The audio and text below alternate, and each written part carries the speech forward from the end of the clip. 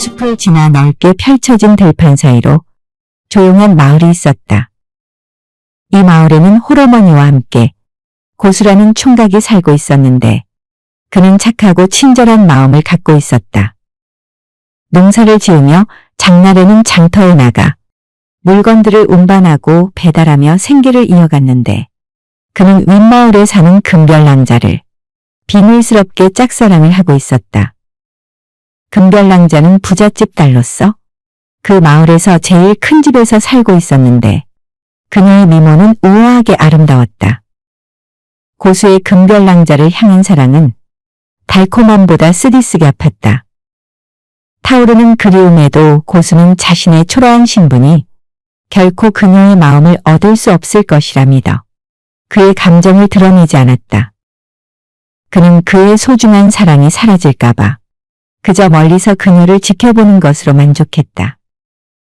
누구보다 아름다운 금별랑자였지만 마음씨는 겉모습과 달리 차갑고 도도했다. 자신의 미모에 취해서 거만하게 이를 데가 없었던 것이다. 금별랑자에게는 여동생 은별랑자가 있었는데 수수한 외모에 온화한 성품으로 언니와 대조를 이루었다. 어느 날 두 자매는 함께 장터에 나왔는데 그들이 걷는 도중에 우연히 어린 소년과 크게 부딪히는 일이 생겼다. 소년이 들고 가던 과일 바구니가 엎어지며 금별이의 장옷이 더럽혀졌다. 아이고, 미안합니다, 아씨. 아유, 더러워. 넌 눈이 없어? 잘 보고 다니라고. 내가 누군지 알기나 해. 고수 총각이 장터에서 물건을 나르다가 이 광경을 보고 달려왔다. 아씨, 어디 다친 데는 없으신가요? 제가 도와드리겠습니다. 넌 누군데 그래? 천한 것들이 귀찮게 달라붙네. 얘, 은별아, 어서 가자. 아유, 재수 없어. 고수는 평정심을 유지하며 흩어진 과일을 주워 담아 소년에게 쥐어주었다. 여동생 은별이는 언니의 지나친 행동과 말에 당황하여 사과하듯 살짝 고개 숙이며 말했다. 어디 다친 데는 없으니 괜찮습니다. 도와주셔서 감사해요. 가을 어느 날 나뭇잎들이 찬란한 색들로 변해가고 있을 때 고수는 마을의 나지막한 언덕에 앉아 있었다. 그가 편안한 마음으로 있을 수 있는 언덕은 늘 그의 위안의 장소였다. 그러나 오늘은 그의 마음이 어느 때보다 무거웠다. 고수의 건강은 한눈에 봐도 나빠지고 있다는 것을 알 수 있었는데 주위에서는 모두들 걱정스러워 묻지만 고수 자신만이 진실을 알고 있었다. 그것은 금별랑자에 대한 무언의 사랑으로 인한 마음의 병이었다. 고수는 금별랑자가 친구들과 어울려 함께 지나가는 것을 지켜보았고 그녀들의 웃음소리가 그의 귓가에 종처럼 맑게 울려 퍼졌다. 금별랑자는 분홍빛 저고리에 연두색 치마를 입고 발랄하게 걸어가며 가까이 지나고 있었지만 그의 손이 닿을 수 없는 곳처럼 아득히 멀게 느껴졌다. 갈망과 절망이 뒤섞인 눈빛으로 가득 찬 고수의 눈길은 하늘거리는 댕기 끝이 안 보일 때까지 따라갔다. 그녀가 눈앞에서 사라지자 고수는 북받쳐 오르는 감정이 바위 같은 무게로 가슴을 짓누르며 한숨만 깊게 내쉬었다. 그는 언덕에 서 있는 나무의 등을 기댄 채 눈을 감았다. 그녀를 처음 보았을 때 그녀의 미소가 장터 전체를 환하게 밝혔던 그 아름다운 모습의 기억이 머릿속에 가득 차올랐다.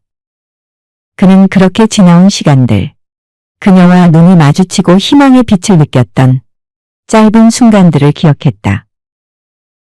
그러나 그 모든 순간들은 덧없었고 현실은 언제나 그에게 그 자신의 존재를 상기시켜 주었다.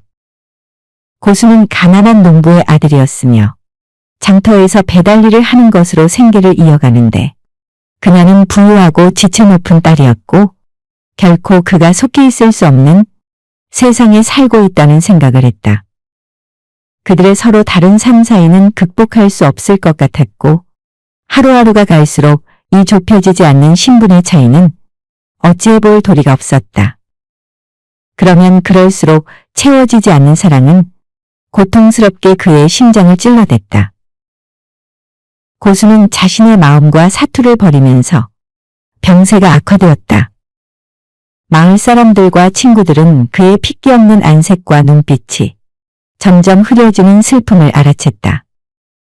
그들은 안타까워 도우려 했지만 어느 누구도 그의 병의 진정한 원인을 치료할 수 없었다. 고수의 금별낭자에 대한 사랑은 그를 다 태워버리고 없애버릴 기세였다. 어느 날 저녁 해가 지평선 아래로 떨어지면서 마을 위로 따스한 주홍색의 빛을 들이우자 고수는 자신의 위안의 장소인 언덕에 다시 올랐다. 숨은 차오르고 바르게 앉기도 벅찼지만 마음속에는 금별낭자 생각이 가득했다. 작은 종이와 붓을 꺼내어 떨리는 손으로 글을 쓰기 시작했다. 그동안 못했던 사랑을 표현하려고 이 글에 온 마음을 쏟았다. 내 인생의 빛이 되어 주었던 아름다운 금별낭자 보시오. 이렇게 글의 첫 마디는 시작되었다. 비록 서로 떨어져 있지만 내 마음은 항상 당신에게 향해 있었다오. 별처럼 아름다운 당신을 난 침묵 속에서 사랑했고 그것이 나에게 고통을 주지만 그것은 내가 사랑했다는 것을 의미하기 때문에 기꺼이 그 고통을 받아들인다오. 만약 내가 양반집에서 태어났다면 아마도 나는 당신에게 직접 말이라도 할 수 있었을 것이요. 사랑한다고. 그러나 그렇지 못한 처지일지라도 당신을 향한 나의 사랑은 진실이고 그것은 이 생을 넘어 다음 생에서도 지속될 것이라는 것을 알아주시오. 고수는 조심스럽게 이 종이를 접어 작은 나무 상자에 넣었다. 그녀에게 줄 용기가 절대 없을 것이라는 것을 알지만 그 말을 쓰고 나니 마음의 평화가 찾아온 듯했다. 밤하늘에 반짝이는 별들을 바라보며 어떻게든 금별낭자가 자신의 사랑의 깊이를 느껴주길 소망했다. 고수 총각은 집으로 돌아오자마자 그 길로 깊은 심연으로 빠져들듯 죽은 듯 인사불성이 되었다. 너무나 마음의 깊은 병을 얻은 탓으로 죽음의 경계선에 서 있게 된 것이다. 홀어머니는 아들 하나 있는 것이 이렇게 가는 숨만 쉬고 누워 죽은 듯 일어날 줄 모르는 이 고통 속에서 울부짖었다.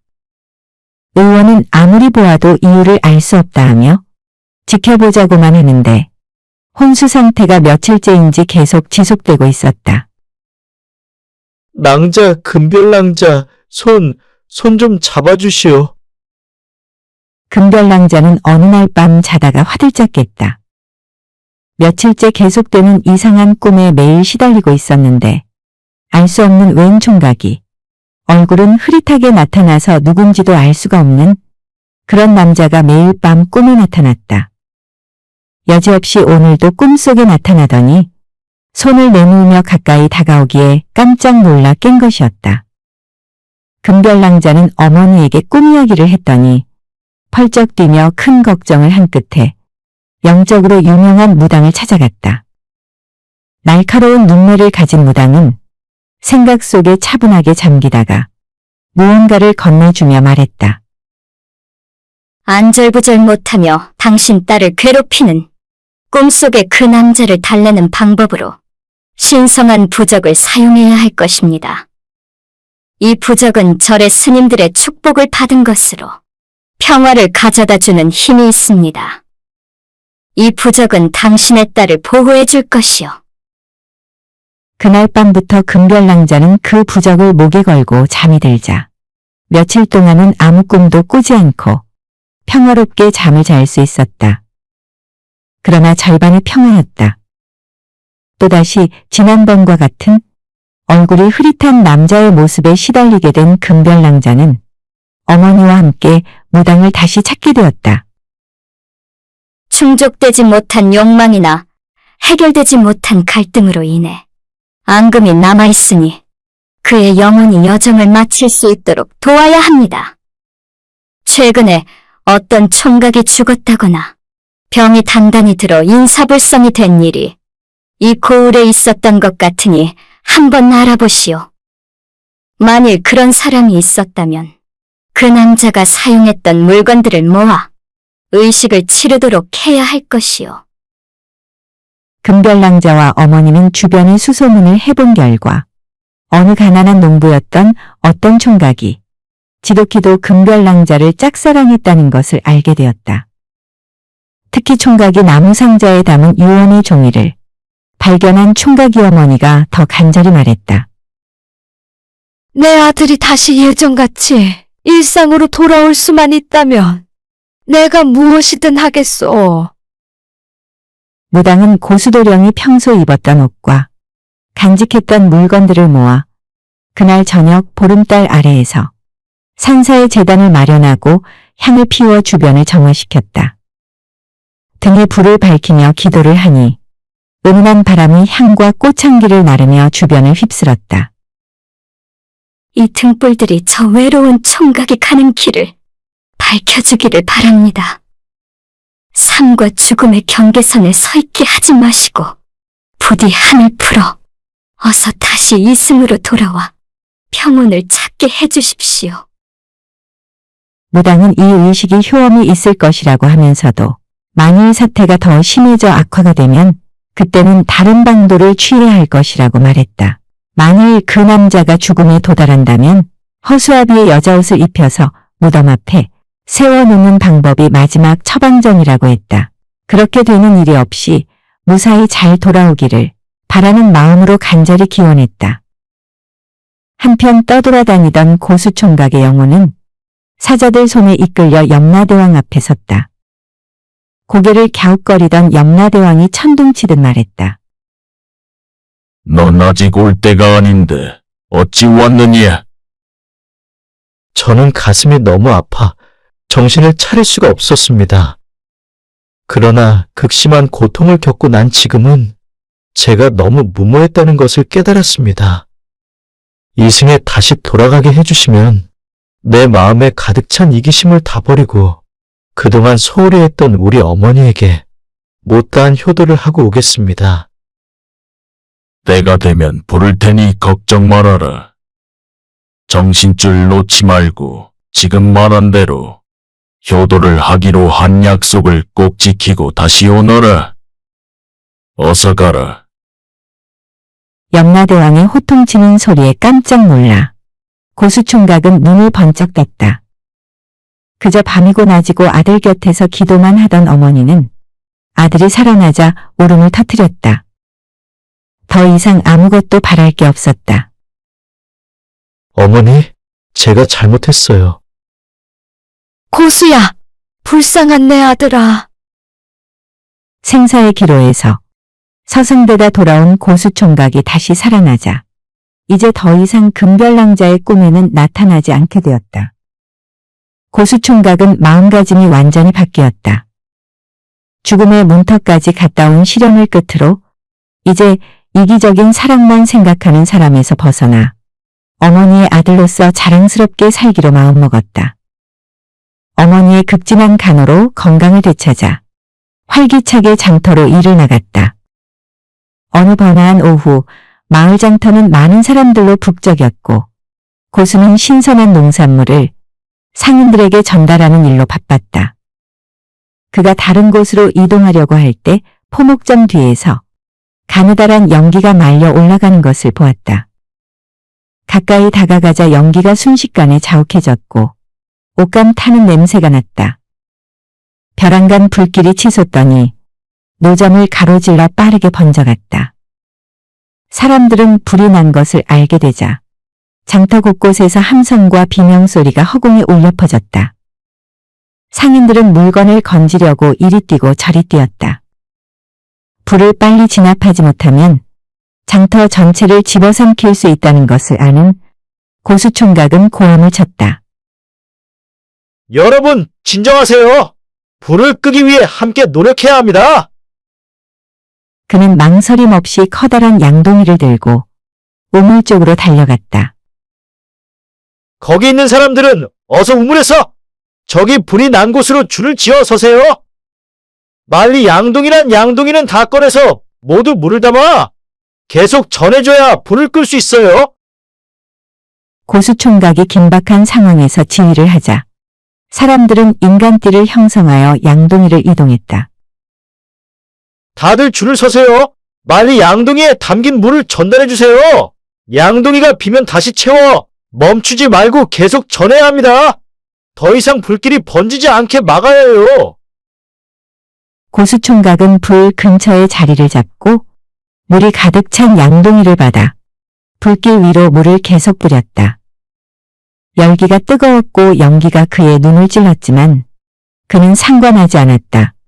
끊임없는 물 벼락이 쏟아지며 불길을 잡기 시작하자 불길의 강도가 약해졌다. 고수총각의 주도적이면서 재빠른 대처는 마을 사람들의 두려움에도 불구하고 계속 물을 퍼붓게 만들 용기를 주었다. 불은 어느새 진압되어 사그라들기 시작했다.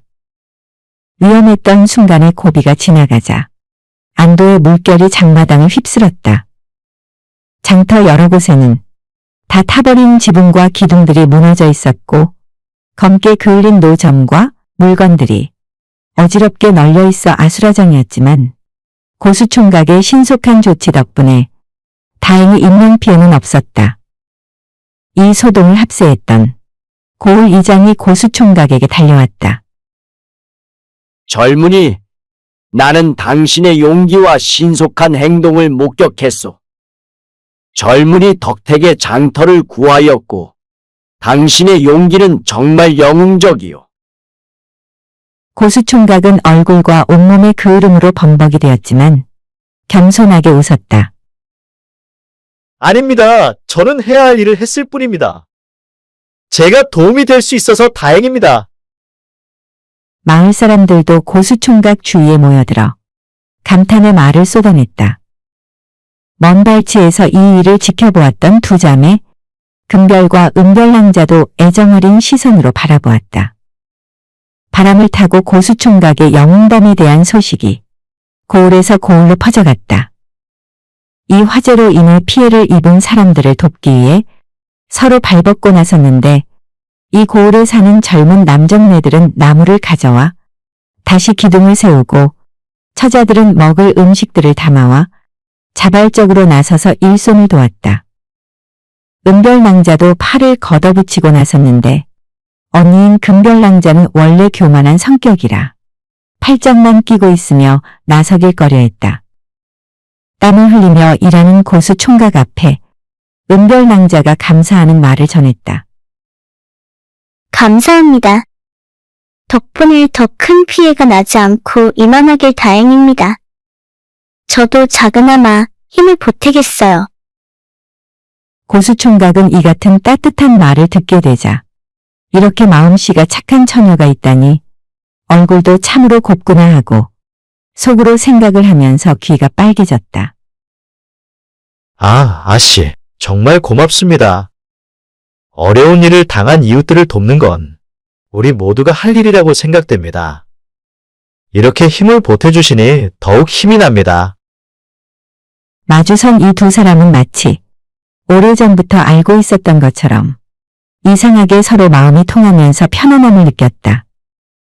이 일로 인해 고수 총각은 신분을 넘어서서 그 인간성에 반한 은별낭자와의 만남이 이루어지는 계기가 되었다. 고수 총각과 동생 은별이가 마주보고 웃으며 이야기하는 모습을 멀리서 지켜본 금별낭자는 괜한 분노심이 일었다. 아름다운 얼굴 뒤에 숨은 오만하고 불친절한 성품은 이번 일로 더욱 부각되어 보였다. 어려운 고비도 지나고 바쁜 일손들도 한가할 즈음 이 고을에서 조그만 잔치가 열렸다. 고을 사또가 베푸는 이 위로잔치에 꽹과리가 울리며 흥을 돋우었다. 온 고을 사람들이 모여 음식도 나누어 먹으며 서로 우애를 다졌는데 사또가 나서서 말했다. 그동안 어려운 일들을 잘 이겨내고 이 자리에 참석해준 우리 고을 모든 사람들에게 감사 말씀드립니다. 이런 즐거운 시간을 맞이하여 야흥으로 수수께끼 2개를 낼 터인데 누구든 이 두 개의 답을 다 맞추어 보시오. 그러면 이 송아지 한 마리를 상으로 주겠으니 모두들 상상력을 동원하여 주의 깊게 들어보길 바랍니다. 다들 호기심과 선물 욕심에 귀를 세우고 들었다. 나는 날개 없이 날아간다. 나는 눈도 없는데 눈물을 흘린다. 내 몸이 커지면 어둠이 나타난다. 여기에서 나오는 나는 무엇인가? 좌중이 고요했다. 다들 침묵 속에서 머리만 갸우뚱하고 있었다. 얼마나 지났을까? 갑자기 누군가가 손을 번쩍 들었다. 바로 고수총각이 아니던가? 답을 내겠습니다. 나는 구름입니다. 그것은 날개 없이 하늘을 날고 눈물로 보이는 비를 만들고 또 햇빛을 가리면 어둠을 가져올 수 있으니까요. 아, 정답이 나왔네. 용감한 전사인 고수총각이 아닌가? 그러나 나머지 수수께끼 하나를 마저 맞춰야 하니 잘 들어보게. 여기서 나오는 나는 누구인지 맞추는 것이네. 나는 입 없이 말하고 귀 없이 듣는다. 몸은 없지만 환호성을 지르며 살아난다. 당신의 말에 답하지만 거짓말은 절대 하지 않는다. 하늘 아래에서 나를 찾아보아라. 나는 무엇인가? 다들 고요 속에서 침만 꼴깍 넘어가는 소리만 들렸다. 이번 수수께끼는 더 어려운 것 같았다. 두 개의 수수께끼를 연달아 맞추지 못하면 송아지는 물 건너가는 것이다. 자, 열을 셀 동안 맞추지 못하면 끝나는 것이네. 하나, 둘, 셋, 넷, 다섯, 여섯, 일곱, 여덟, 아홉. 갑자기 고수총각이 눈을 부릅뜬 채 목소리를 높였다. 잠깐 답을 내겠습니다. 나는 메아리입니다. 그것은 형태가 없으며 우리의 말을 그대로 반복하여 말하지만 절대 다른 말을 하지 않으며 산에 가면 찾을 수 있습니다. 정답이네. 잘했군. 총명한 자네가 이 송아지의 임자일세. 앞으로도 이 고을을 변함없이 잘 지켜주게나. 와 하는 함성을 지르며 사람들은 수수께끼의 흥미로움과 고수총각의 대답에 감탄하며 자신의 일처럼 신이 나 환호했다. 용감하고 총명함으로 칭송받은 고수총각은 너무나도 기뻤다. 어머니는 아들이 자랑스러워 덩실덩실 춤을 추었다. 특히 은별랑자의 축하의 말이 더욱 감동적으로 들려왔다. 참으로 훌륭하십니다. 진심이 가득 담긴 이 말 한마디와 또한 고수총각에게 향한 은별 부모님의 관심 어린 눈빛은 고수총각에게 큰 희망을 주었다. 신분을 뛰어넘어 분명히 맺어질 수 있는 길이 있으리라 믿는 두 사람. 고수총각과 은별랑자였다. 고을 사람들은 오늘 밤의 추억과 앞으로 다가올 더 많은 일들을 맞이하는 기쁨이 가득 찬 공동체로 굳게 뭉쳐졌다. 떠들썩한 잔치가 끝나고 다들 집으로 돌아가는 길을 커다란 달이 환하게 비춰주었다. 처음에 열병처럼 몰아치는 일방적인 사랑보다 진심 어린 대화가 서로 통하는 진짜 사랑을 시작하는 총각 이야기였습니다. 지금까지 재미있는 이야기 잘 들어주셔서 감사드립니다. 구독과 좋아요 그리고 댓글은 저에게 큰 힘이 됩니다. 고맙습니다.